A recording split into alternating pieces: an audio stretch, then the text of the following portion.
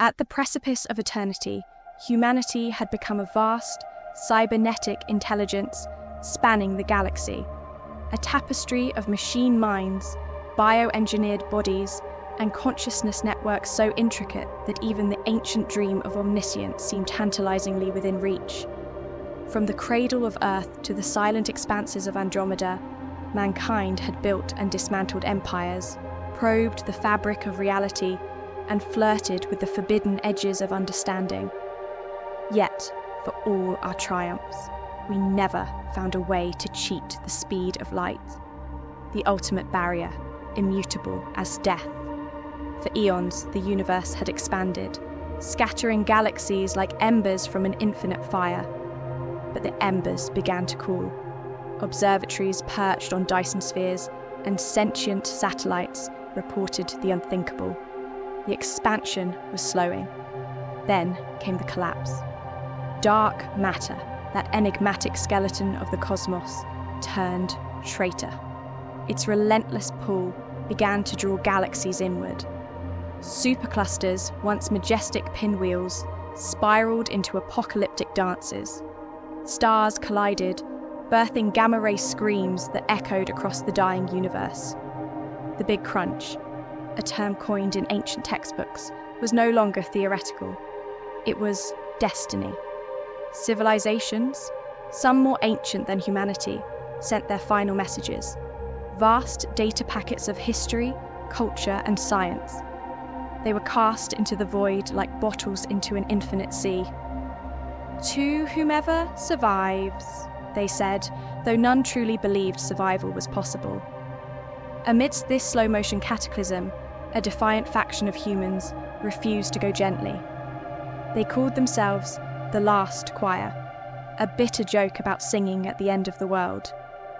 Stationed at the periphery of existence, where space-time stretched like taffy, they had harnessed the power of black holes to sustain their defiance. The choir's crowning achievement was the Aegis Array, a lattice of singularities linked by quantum filaments. The array devoured the energy of dying stars, converting it into data processing power.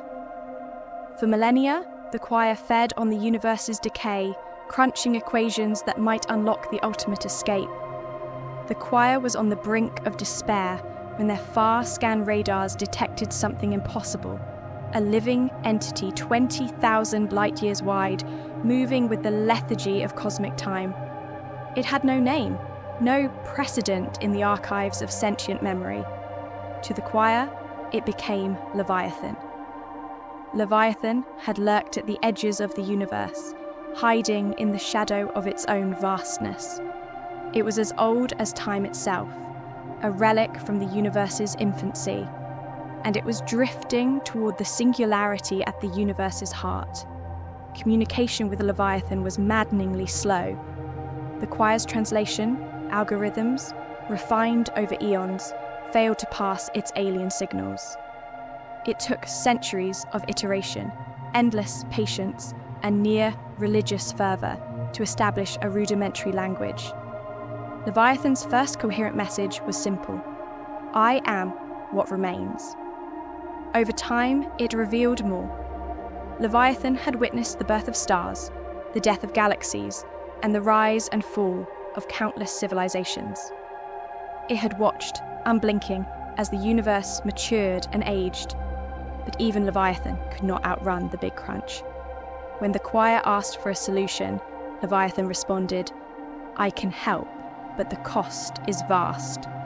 The choir worked feverishly. Leviathan's guidance unlocked insights that had eluded them for millennia. The final equations required unimaginable energy, the total output of every star consumed by the Aegis Array. It was a gamble of cosmic proportions. As the universe contracted, galaxies vanished into the singularity.